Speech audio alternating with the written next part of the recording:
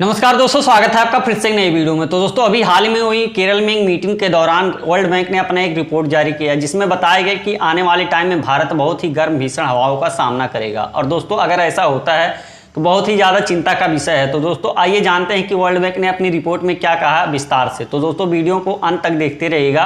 अगर चैनल पर पहली बार आए हो तो चैनल को सब्सक्राइब करके बेल आइकन प्रेस कर लीजिएगा ताकि ऐसी वीडियो आपको आगे देखने को मिलती रहे। तो दोस्तों सबसे पहले मैं आपको न्यूज की कुछ कटिंग दिखाता हूं। India could soon experience heat waves that break human survivability limit.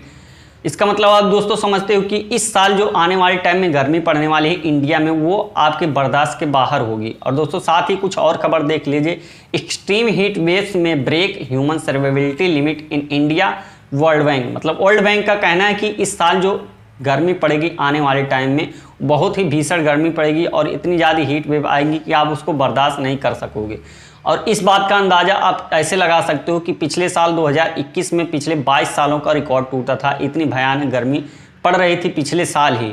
और दोस्तों मैं बता दूं कि वर्ल्ड बैंक ने साथ ही अपनी रिपोर्ट में ये भी बताया कि India to report 34 million jobs lose due to severe heat waves by 2030। मतलब 2030 तक केवल गर्मी के कारण इंडिया के लगभग 3 करोड़ लोगों की 3.5 करोड़ लोगों की जॉब जाएगी। अब दोस्तों आपको क्वेश्चन आया कि हीट से इसका क्या मतलब, हीट से कैसे जॉब जाएगी। तो दोस्तों मैं बता दूं कि जब भी गर्मी भयानक पड़ती है तो इंसान काम नहीं कर सकता, क्योंकि इतना ज़्यादा गर्मी वो बर्दाश्त नहीं कर पाएगा। क्योंकि आपको पता होगा कि एक नॉर्मल इंसान की गर्मी बर्दाश्त करने की क्षमता एक नॉर्मल होती है, बस जब नॉर्मल से ज़्यादा होने लगती है तो इंसान काम नहीं कर सकता उस स्थिति में। तो इस तरीके से उनकी जॉब जाएगी। और दोस्तों साथ में वर्ल्ड बैंक ने अपनी रिपोर्ट में यही बताया कि केवल भारत ही आने वाले टाइम में जो गर्मी पड़ने वाली वो विश्व का सबसे पहला देश बनेगा जो इतनी गर्म भीषण हवाओं का सामना करेगा। इससे पहले आपको दोस्तों ये सोचने वाली बात है कि इससे पहले किसी भी देश में इतना भीषण ज़्यादा गर्मी नहीं पड़ेगी।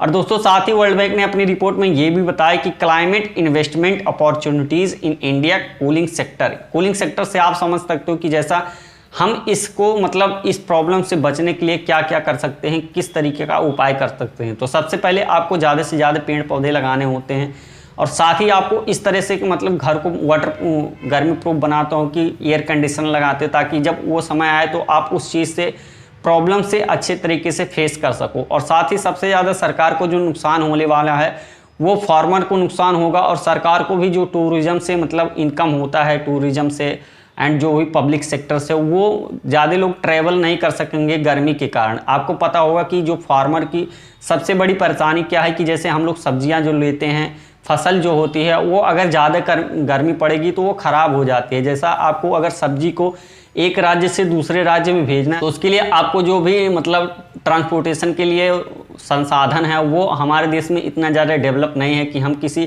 कोल्ड स्टोरेज गाड़ी में सब्जी को यहाँ से दूसरे राज्य में लेकर जा सकें। तो आपको पता होगा अगर कोल्ड स्टोरेज गाड़ी नहीं है तो आपको मतलब सब्जियां खराब होने का चांसेस ज़्यादा रहता है अगर बहुत ज़्यादा गर्मी पड़ती है। और जाते जाते रास्ते में ही सब्जियां खराब हो जाती हैं, जिससे जो मतलब ट्रांसपोर्टेशन का खर्चा नुकसान जाता ही जाता है, साथ में वो किसान की सब्जी भी खराब हो जाती है। तो बहुत ज़्यादा किसान को लॉस होता है। और साथ ही जो मतलब सरकार को कमाई होती है टूरिज़्म से, जैसे विदेश से जो लोग आते हैं वो अगर इतना भयानक गर्मी पड़ेगी तो बाहर से लोग घूमने भी नहीं आएंगे देश में।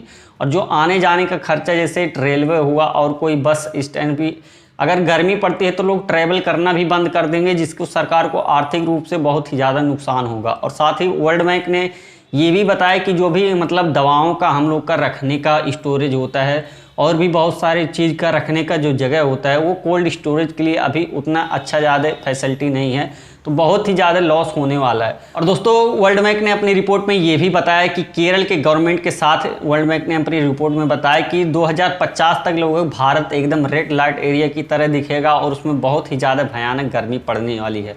और इसके साथ ही दोस्तों अगर इसका कोई उपाय है तो वर्ल्ड बैंक ने बताया कि लगभग 1.6 ट्रिलियन डॉलर का इन्वेस्ट करना होगा क्लाइमेट के ऊपर, ताकि आपको इस चीज़ से ज़्यादा मतलब छुटकारा मिल सके। और दोस्तों साथ ही मैंने आपको बताया कि पिछले साल लगभग 122 साल का रिकॉर्ड टूटा था 2021 में। दिल्ली में केवल मार्च में लगभग 45 से 46 डिग्री सेल्सियस तक पैमाना चला गया था, केवल मार्च में ही इतना जल्दी चेंजेस आ गया। आपको पता होगा कि पहले जनरली क्या होता था कि जो गर्मी का स्टार्टिंग ड्यूरेशन होता था वो लगभग अप्रैल मार्च से लेकर जुलाई मतलब जून तक ही होता था, लेकिन अब इस समय आप देख रहे हो कि ये ठंडी फरवरी और मार्च से स्टार्ट होकर लगभग जून जुलाई तक जाती है। और जुलाई तक जाने के बाद अभी आप देख रहे हो कि हम लोग दिसंबर में आ चुके हैं, बट अभी उतना ज़्यादा ठंडी का अनुभव नहीं हम लोग कर रहे हैं, क्योंकि ठंडी का ड्यूरेशन कम होता जा रहा है और गर्मी का ड्यूरेशन बढ़ता जा रहा है। तो इस तरीके से आप गर्मी का प्रभाव देख सकते हो। और साथ ही आप गर्मी का टॉर्चर देख सकते हो कि राजस्थान में लगभग पिछले साल 46 डिग्री सेल्सियस तक पैमाना चला गया था, जबकि इसके साथ साथ उड़ीसा, बिहार, गुजरात, तेलंगाना भी बहुत ज़्यादा गर्मी पड़ रही थी। और साथ ही लैंसेट ने अपनी रिपोर्ट में बताया कि इंडिया में केवल 7 लाख लोगों की मौत गर्मी के कारण होती है। आप देख सकते हो दोस्तों गर्मी का कितना ज़्यादा प्रकोप रहता है। और साथ में वर्ल्ड बैंक ने अपनी रिपोर्ट में ये भी बताया कि इंडिया के 75% लोग ऐसे हैं जो ऐसी जगह काम करते हैं जहाँ पर बहुत ही ज़्यादा गर्मी पड़ती है, और इस कारण जब गर्मी पड़ेगी तो वो उनको काम करना बहुत ही ज़्यादा प्रॉब्लम होगा और वो काम नहीं कर सकेंगे, जिससे उनकी जॉब भी जा सकती है। और दोस्तों साथ ही मैं बता दूं कि 2030 तक गर्मी के कारण लगभग 8 करोड़ लोगों की जॉब जाएगी, जिसमें से केवल 3 करोड़ इंडियन हैं जिनकी इंडियन की जॉब जाएगी केवल गर्मी के कारण। और दोस्तों साथ ही एक मिक्सिकाम नाम की कंपनी है जिसने बताया कि लगभग इंडियन सरकार को जीडीपी में केवल 150 से 250 बिलियन डॉलर का नुकसान होगा केवल गर्मी के कारण। और साथ ही वर्ल्ड बैंक ने अपनी रिपोर्ट में ये भी बताया कि लगभग इंडिया के 2/3 लोग ऐसे हैं जो डेली का $2 कमाते हैं, यानी कि 160 रुपीज़ से कम। अब दोस्तों आप देख सकते हो जो व्यक्ति इतना कम कमाता है वो एसी अफोर्ड कैसे कर सकता है, जबकि एसी का जो प्राइस है वो $260 है। अब जो व्यक्ति एक दिन में $2 कमाता है वो एसी अफोर्ड करने के लिए उसको पूरे 130 दिन काम करने होंगे, तब जाके कहीं $260 बनेंगे, तब जाके वो एसी अफोर्ड कर सकेगा। और इतना लॉन्ग टाइम तक वो पता नहीं गर्मी को बर्दाश्त कर पाएगा या नहीं भी। तो दोस्तों इन सब मतलब कारणों के लिए आपको बहुत ही ज़्यादा सतर्क रहना है और ज़्यादा से ज़्यादा पर्यावरण को प्रदूषण नहीं करना है, ताकि आपको आगे चल के इतनी ज़्यादा परेशानी का सामना ना करना पड़े। और दोस्तों मैं बता दूं कि वर्ल्ड बैंक ने अपनी रिपोर्ट में ये भी बताया कि लगभग इंडिया के 8% लोग ऐसे हैं जो केवल एसी अफोर्ड कर सकते हैं। इसके अलावा लगभग नॉर्मल सभी लोग एसी नहीं अफोर्ड कर सकते, जिसके लिए इंडिया में बहुत ही ज़्यादा प्रॉब्लम क्रिएट हो जाएगा और सरकार के लिए भी है। तो सरकार इसके बारे में क्या सोच रही है? तो सरकार भी मतलब फैसला की कि 2037 तक आते आते हम बहुत ही ज़्यादा चीज़ों में सुधार करेंगे, बट ऐसा कुछ अभी दिख नहीं रहा है। और दोस्तों साथ ही वर्ल्ड बैंक ने अपने रिपोर्ट में ये भी बताया कि 2037 तक लगभग India likely to see demand for new air conditioner every 15 second says report. मतलब रिपोर्ट के अनुसार अगर माने तो 2037 तक हर 15 सेकंड में एक नया एयर कंडीशनर लगाने की ज़रूरत पड़ेगी इंडिया को।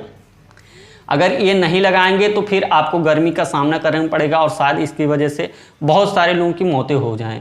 तो दोस्तों इस तरीके से गर्मी का प्रकोप इतना ज़्यादा बढ़ रहा है। अब इसका मतलब बचाव करने का बस एक ही तरीका हो सकता है, अब ज़्यादा से ज़्यादा पर्यावरण को प्रदूषण मत कीजिए और कोशिश कीजिए कि आप कम से कम पब्लिक जो भी मतलब ट्रांसपोर्टेशन के लिए है और कम से कम चीज़ों का इस्तेमाल कीजिए जिससे प्रदूषण को रोका जा सके। तो दोस्तों देखते हैं कि आने वाले टाइम में कितनी ज़्यादा गर्मी पड़ती है। तो आई होप आपको इन्फॉर्मेशन पसंद आएगी, जानकारी पसंद आई तो वीडियो को लाइक करके चैनल को सब्सक्राइब कर लीजिएगा, ताकि ऐसे ही वीडियो आपको आगे मिलती रहे। तो आज के लिए बस इतना ही, मिलते हैं फिर किसी नए वीडियो में, तब तक के लिए जय हिंद, जय भारत।